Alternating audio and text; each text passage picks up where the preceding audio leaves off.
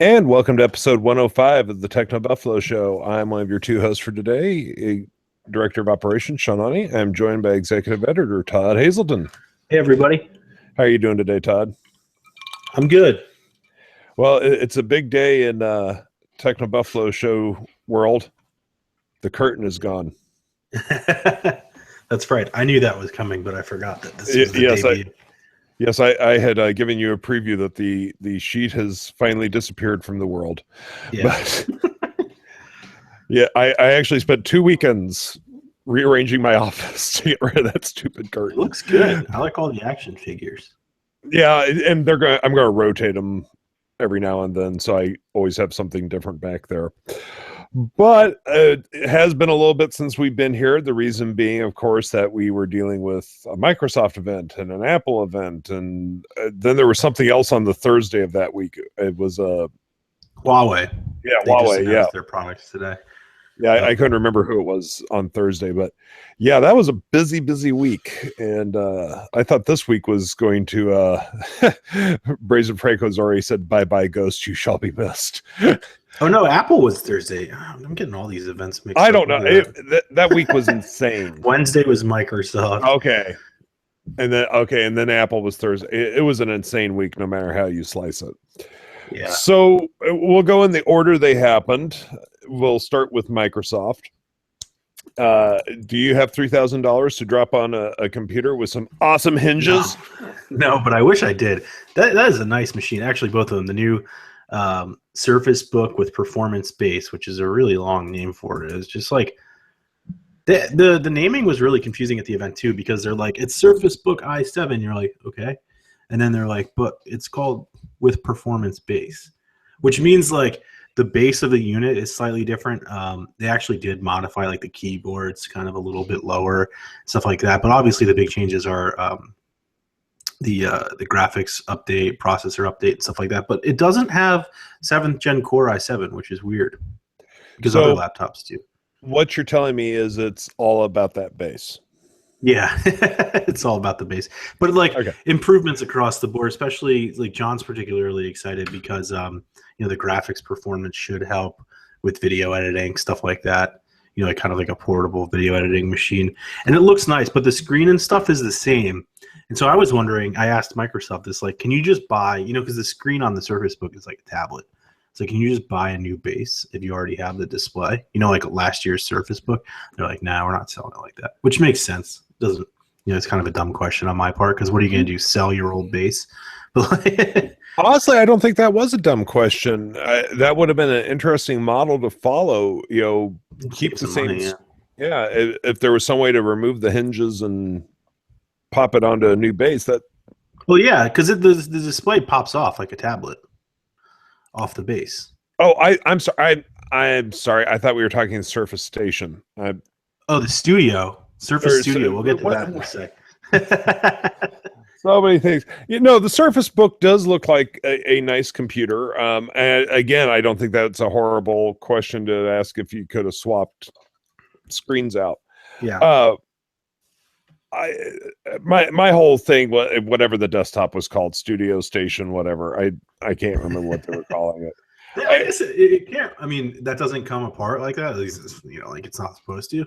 But I wonder, Yeah, but because that's different. I mean, everything's down in the base there too. Can we?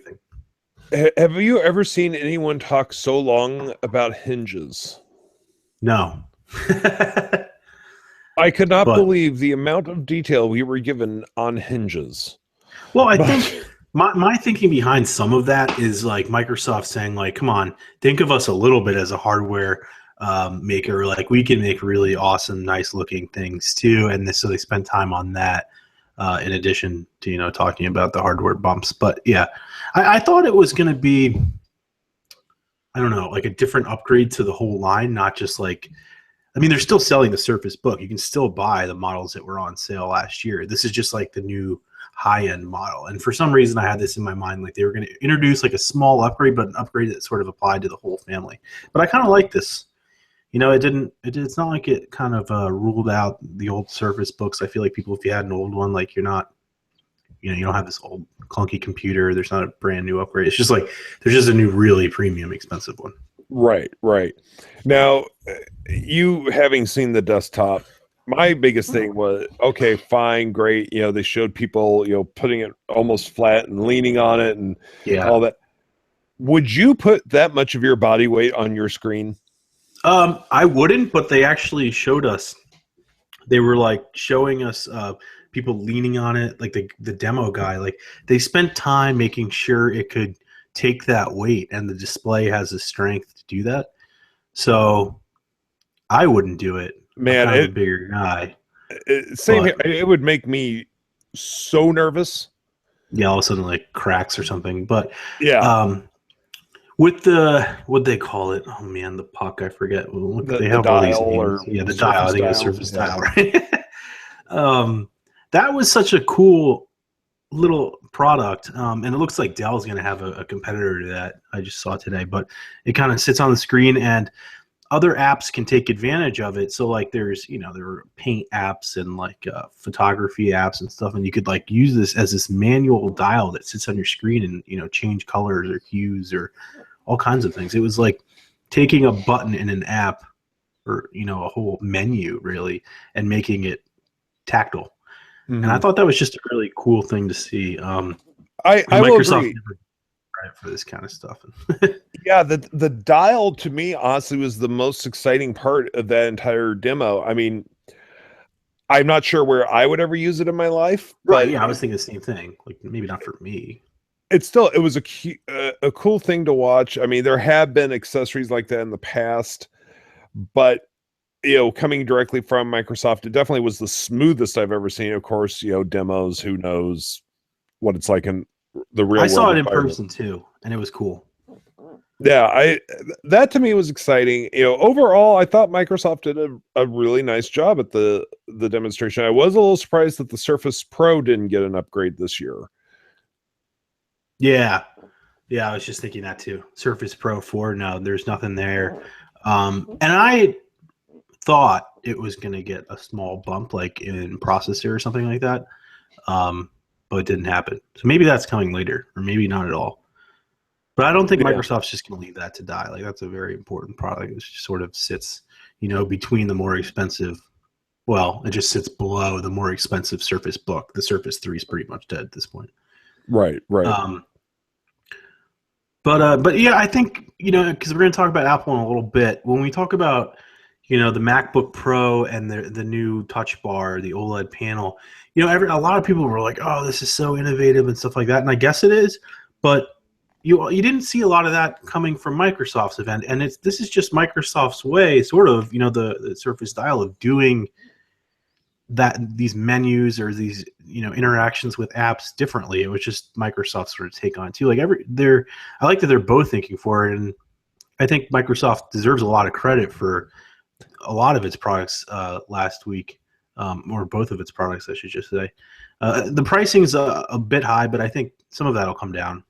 Maybe, or this is just what it's trying to do. Like here are our products that are premium, very much like Surface Book, and maybe other competitors will have, or not competitors, but partners will have their own desktops, like we saw, I think, from Dell this morning.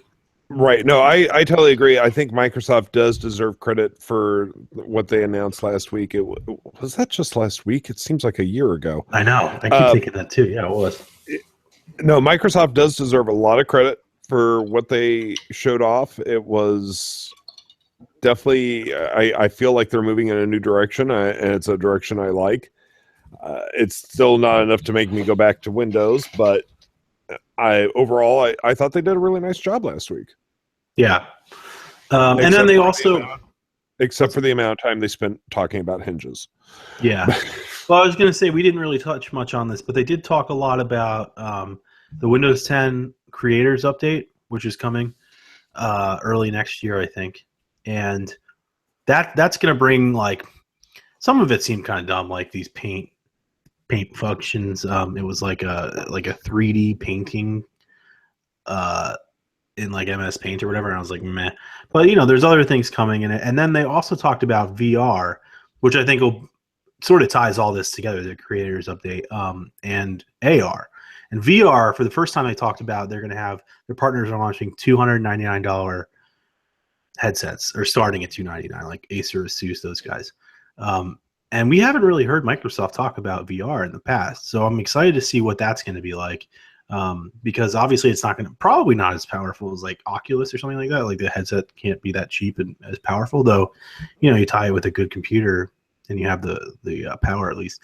And then augmented reality, obviously they talked a little bit more about HoloLens and how stuff you make in the creators update can then be used in this augmented reality world. So like if you paint something, they showed this example where like you take a picture from your island vacation and it's of like a sandcastle or something like that. You can create like this 3D version out of I mean, it's kind of stupid, right? But the idea, is that I think you can do other things using this technology. But anyway, Yes. so you create like a 3D sandcastle of the one you built on the beach and put it in like your augmented reality office on an virtual shelf. Like that's something none of us are going to do, and it's kind of silly and almost Microsofty and clippy, Yeah, and I'm sure that when you're out on a beach, you're going to get that clean of a scan.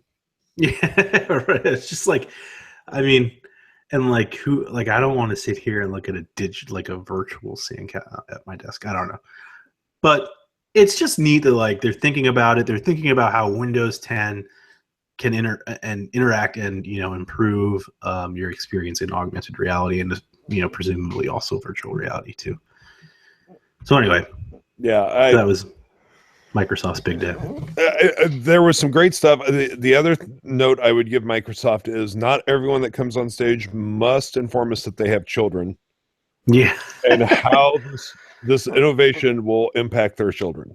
They've been doing that for years. I remember back when they would do like Windows Media Center stuff, and they'd be like, my daughter's in one room watching this, and I'm in this. It's like Microsoft's always been like very family oriented. I get it.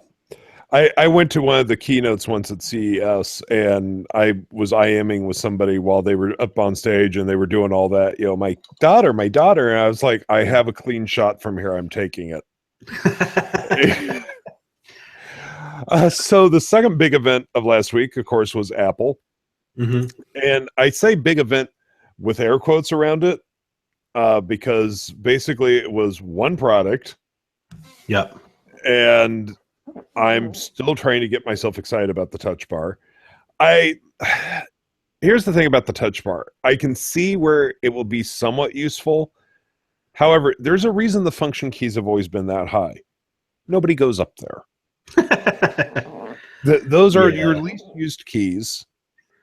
And muscle memory alone is going to make it like, oh, well, I can just hit, Command V or, whatever, Control V, whatever.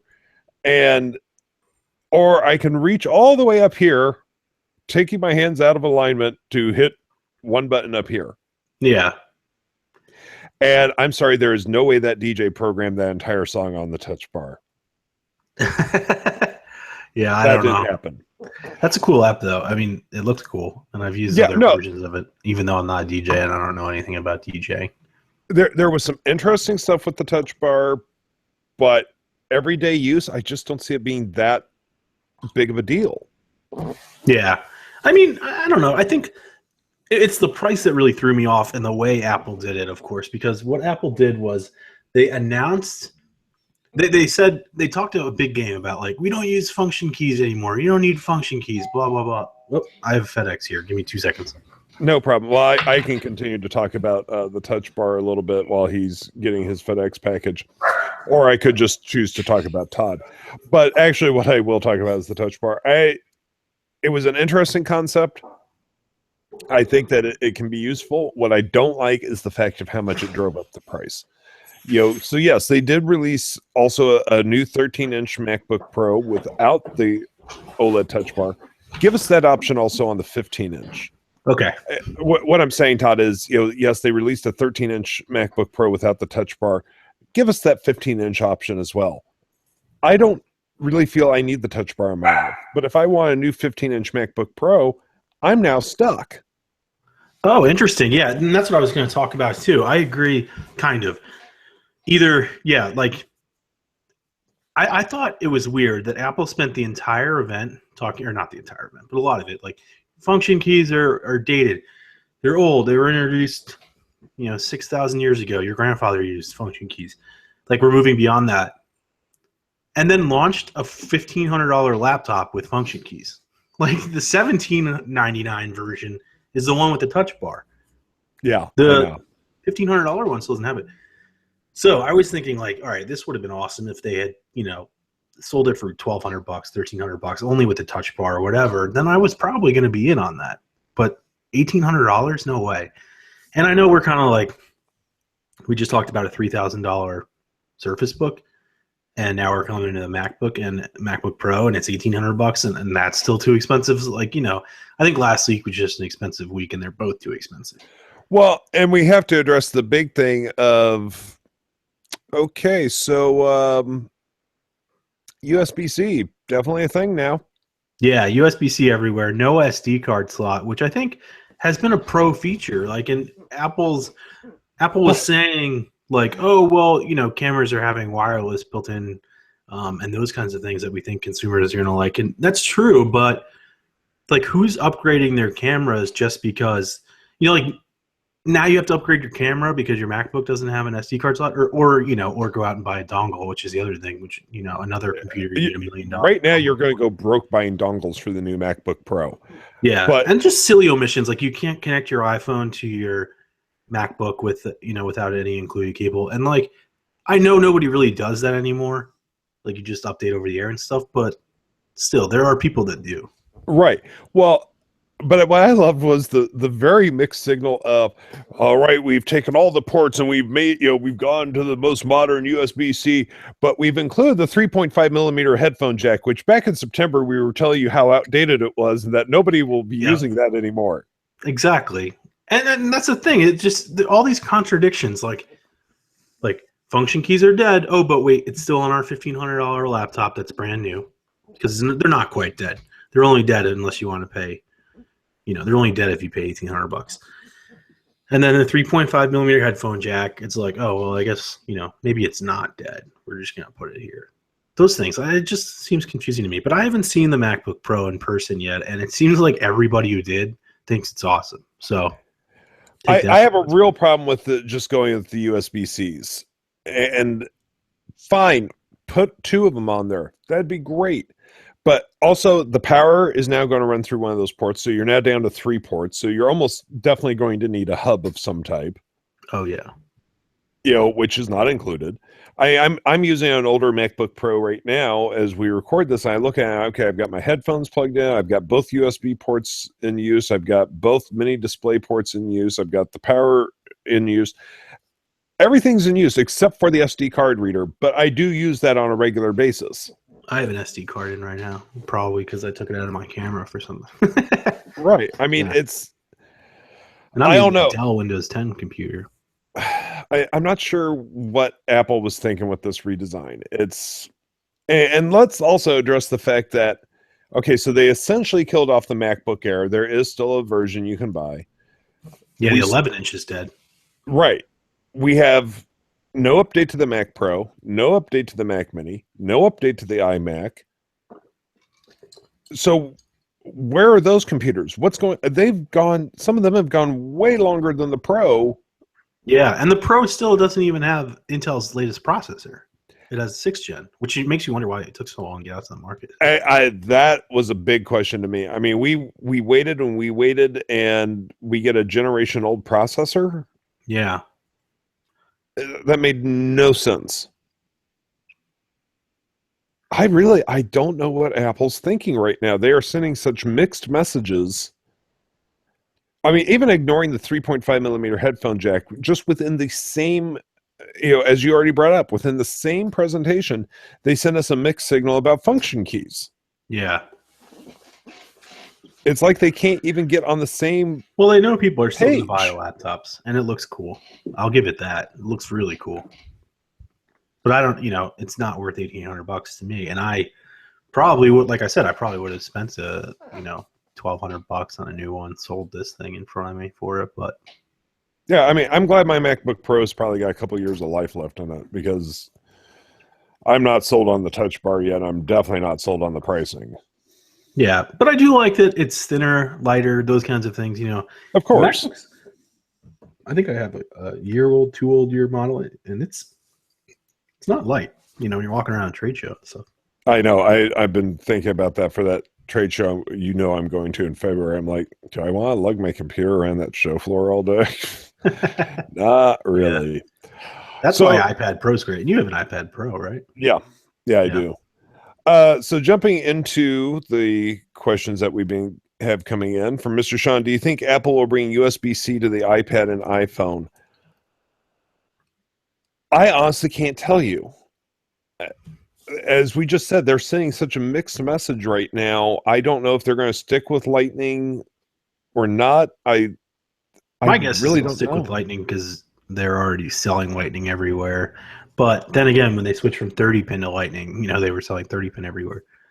I think they'll Yeah, stick with Lightning, but I'd love to see them go to USB-C. Or they call it Thunderbolt 3 Type C. yeah.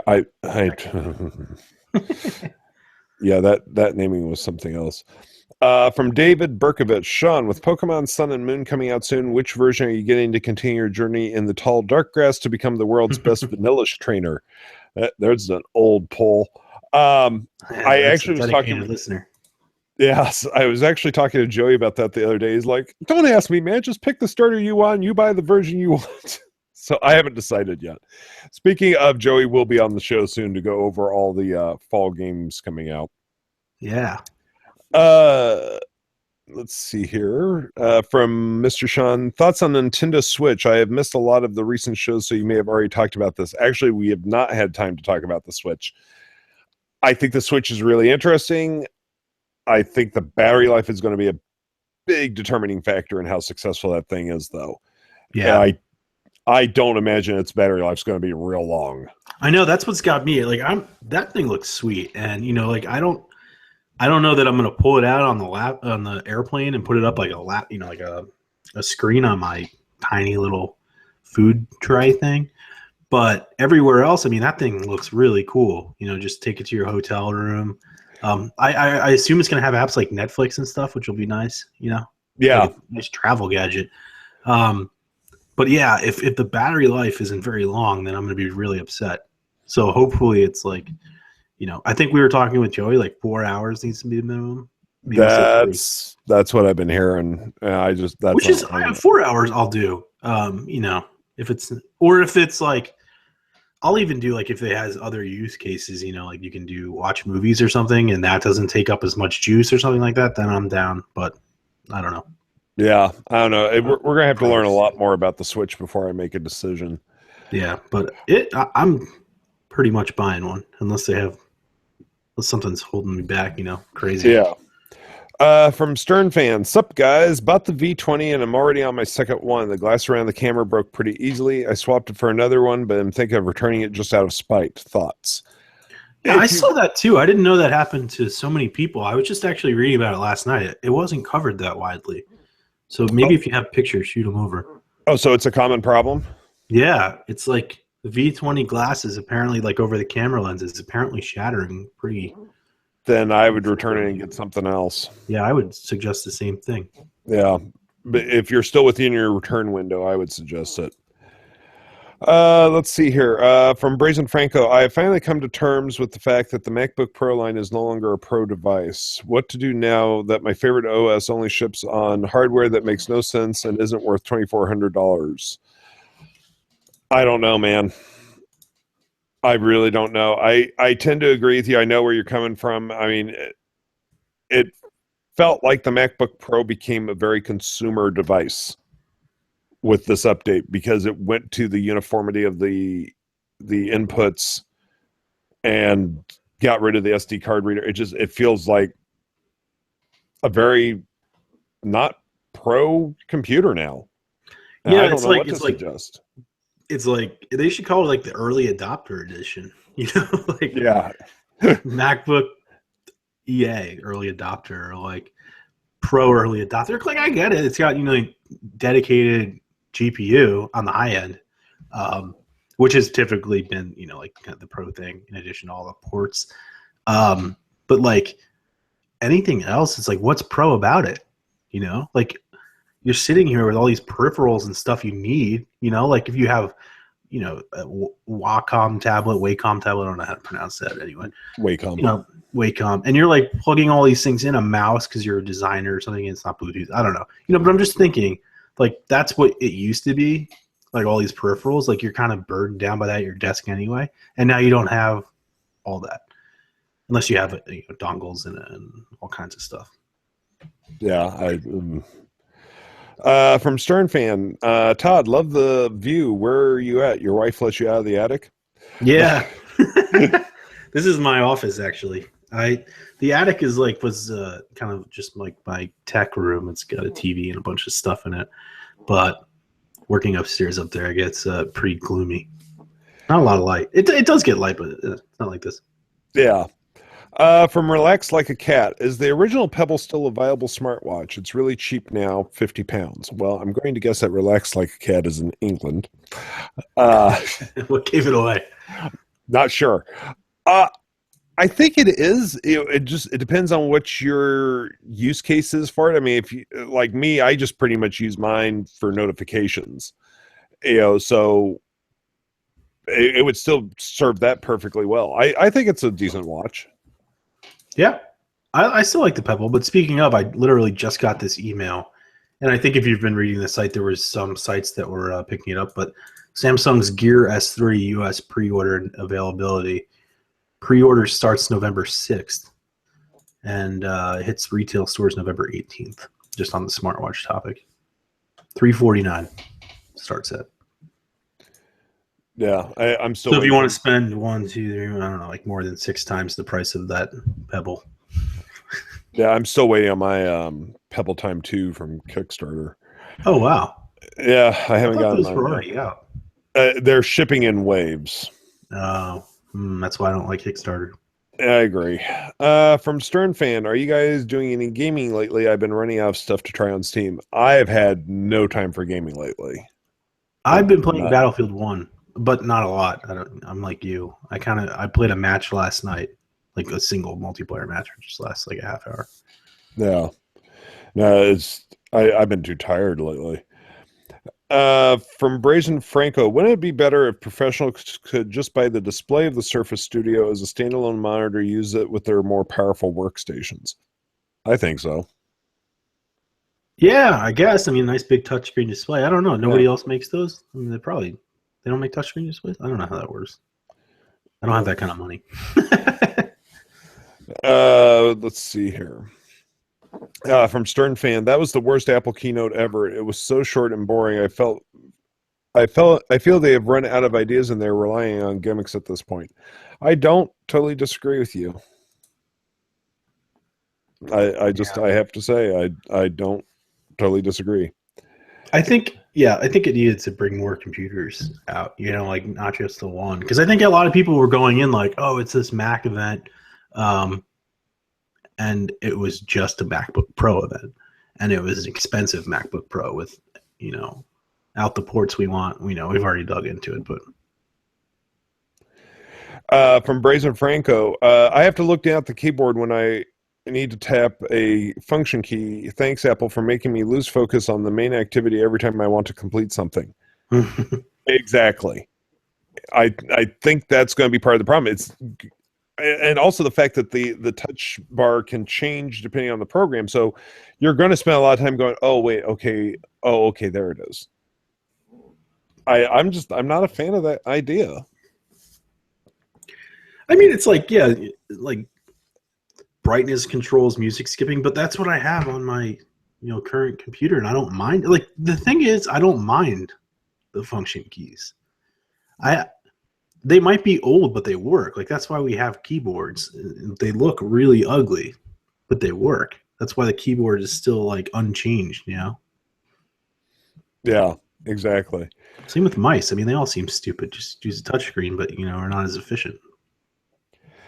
From Morning Glory 95, the only thing that appeals to me with the new Macs are the size of them. I'm coming from a MacBook Air, so it'd be kind of cool to have the same weight and relative size. And I think if you've been on the MacBook Air, this was a great update for you.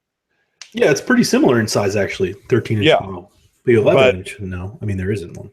But coming from a MacBook Pro, you're going to be going, I don't know. Of course, I mean, shipping delays already started, within 24 hours of them being on Apple's site. So who knows? Yeah, it might be Uh, from more Mr. people looking Sean, for. Apple knows how many people use the SD card. Most likely, I bet very little. I see MacBook Pros everywhere at college, and no one has anything plugged in. Well, I That's use the thing mine I'm saying. They're constantly. still going to sell them. It's just that Yeah. I think the people that care about it are kind of frustrated, and I don't know if it's a vocal minority or if it's actually a lot of people, but Apple knew they said yesterday in an interview with I forget, the Independent maybe said like, look, we know that like there's controversy around the launch because I think they know there is like there's people that still use this stuff, just like there were people that still used the floppy drives and disk drives when they got rid of them, the 3.5 millimeter headphone jack and all that kind of stuff. I'm still waiting for someone to bring back floppy drives in computers. Yeah. Well, I mean, it's interesting, right? Because we see Nintendo with the Switch is gonna use discs again, and it makes sense. Or cartridges. Yeah. Cartridges. I mean, yeah. Yeah. I never thought I'd see a world where we went back to cartridges. I know, but things start to make sense. I mean, that's the other thing too. The SD card slot. When you buy a computer with 128 or 256 gigs of storage, and you're like, I want more. You can go grab a micro SD or SD card and toss it in, and double your storage or whatever. And you can't do that. And that's the other kind of thing I think people might have wanted it for. Yeah, I don't know. Apple's going to have to do something to get me excited here pretty soon. From Stern Fan, he does say he still has 9 days to return his V20. I think I'll bring it back. Might save up some scratch for a Pixel XL. I think that's I was going to say, hopefully the Pixel XL starts coming to other carriers. I think it's just an exclusive on Verizon for a little bit, if I had to guess. And I don't know anything about that, but that's what I'm waiting for too. I still haven't upgraded AT&T, and I'm going to do that because I bought a Pixel and I returned it this week because it was expensive. I bought it off contract. From Mr. Sean, thoughts on Apple giving up on display business, and could we see Apple support touch and third-party screens? To the first part, I'm not surprised. I was amazed the cinema displays stayed around as long as they did. Mm-hmm. As for support touch and third-party screens, I don't know. I'm kind of thinking no. They could do it. Will they is another question. We're talking about touch on third-party displays? Yeah, for working with a Mac. I don't see that. Yeah, not until it's built into the operating system. Yeah, I think they're fully capable of doing it, but I don't think they're going to do it. Yeah, because the reason, I mean, they're not doing touchscreen displays. Johnny Ive said they decided a long time ago that they're not going to do that. And like, if they were, they could. I mean, they're out. They're affordable. You can get a Windows 10 laptop with touchscreen display for like $300. Doesn't mean it's a good one, but and they have like quad HD panels on the more expensive Windows 10 laptops that are also touch. So they exist. It's just a matter of Apple doesn't see that as the kind of input they want on their computers, at least not now. From Hilux Taco, and I completely agree with this. Apple should have come out with something fun, and he suggests a 4.5-inch iPod for Christmas shopping season. I agree with you. They did nothing for the holiday shopping season. Nothing. Yeah, it's kind of true. I mean, what do? There's the Apple Watch still, the new one. If people want that, iPhones, Apple TV. But actually, they did talk about Apple TV software. We didn't really talk about that, but it's called TV. So like Apple TV. I'm sorry if TV for Apple TV app. if it can't search Netflix and Hulu, there's no freaking point. I know. So yeah, it's supposed to be like this portal where you can access, the content on your Apple TV, which is what doesn't Roku do that? Yeah, it does. Roku does do that. But Netflix was like, no way. And Amazon, I guess, didn't, and it sounds like Hulu too. And I get like, so the things that I watch, the reason I cut the cord is pretty much Netflix and Amazon Prime. And so like the fact that I can't even search it on the Apple TV means I'm not going to be using that app, which makes the app kind of useless for me. But I get where Netflix is coming from. My guess is like you open the Netflix app on any computer or whatever, and like it highlights their original content. And they said they're going to what, like 70% or whatever they want for original content at some point, like a bunch. Yeah. So like obviously that's a big thing. And if you just open up an Apple TV thing and search for something, you're not going to see that original content. Like there's no ad for it. You're not going to know it's there unless you know to look for it. So I get why Netflix wouldn't be a part of that. But then I have to wonder, why does Netflix allow it on Roku? Does it allow it on Roku? Because I know Roku has a similar universal search. Yeah, no, you can search. The universal search covers both Netflix and Hulu. So something's weird there. I think it's. I think Apple just comes along and they try to set down these terms and they try to, you're going to do things our way. And there's companies the size of Netflix that can go, no. Yeah. Like, we don't need you. Yeah, I don't know. It's, to me, that update, I mean, I have an Apple TV and I was like, okay. Yeah, me too. Well, I was excited at first, and then I realized that it's not going to include the things I use, Yeah, exactly. From Stern fan, Sean, what's the fave thing on your shelf? That's a really good question. If they're on the shelf, I like them. But over here, you can barely see it. Right there, for those of you on audio, I'm sorry you can't see. I'm pointing to something. That is a toy from the Thundercats line called Thunderwings Lion-O, which I paid not very much for, and it's worth quite a bit of money, and it stays up on a shelf where it's well protected. You need an intern to come in and polish them. I really do. That's the worst thing about being into collectibles is dusting. I hate dusting. Let's see here. Thoughts on Hulu going into live TV business? And that's from Mr. Sean. That is, depends on what they charge for it. I think it's clear to me the days of the cable box are numbered. Yeah, I'm realizing that mostly, and I don't want to. I'll let you answer the question first, but PlayStation Vue I've been using that. It's expensive, but it's really good. It feels like having cable. Well, I know. And so between like PlayStation Vue and Hulu Live and, Sling TV and all that, it's really getting to the point where why have that antiquated cable box? And I love the idea that all these things, if you have a Roku or an Apple TV or whatever, you can set it up on every television in your house and you have that one-time cost of buying the device and that's it. You're done. Yeah, there's no $10 rental of a cable box that is ugly and collects dust. Yeah, I think the cable box days are numbered, and I couldn't be happier. I know. They've been screwing us for decades. Like, it's fine. I'm not paying for that anymore. I'd rather pay for the service. And I'll pay a premium for the service, too. Yeah, I mean, that was one thing. More. When I canceled DirecTV, that was part of it, was how much they were charging me per box. I was just like, this is ridiculous. Yeah, because you're like, oh, well, I need to pay for it because I want TV in the guest room in case somebody comes, and I don't want to have the cable guy come, like the weekend before, just for that weekend. So you pay month over month over month for TV in rooms, you don't use because you're with the cable box, and now you just get a Roku for $30, throw it on there, get a PlayStation Vue, Sling TV, whatever subscription, and boom, you've got cable in that room, and and you're not paying by room. Exactly. So antiquated. Exactly. Yeah. And now that Roku does have a $30 device, it's like mind numbing. I mean, you pay. So yeah, you got 3 months worth of a cable box rental and you're done. Mm-hmm. Yeah, exactly. Of course, then you got to contend with bandwidth caps, but and I think that's where they're going to try to get us, right? But for now, I mean, I don't think I've ever hit a bandwidth cap. I know you've had to worry about it. Yeah, I do have to worry about it, unfortunately. Let's see here. We'll take one more question from Mr. Sean. What is the biggest day or event that TV website had in traffic?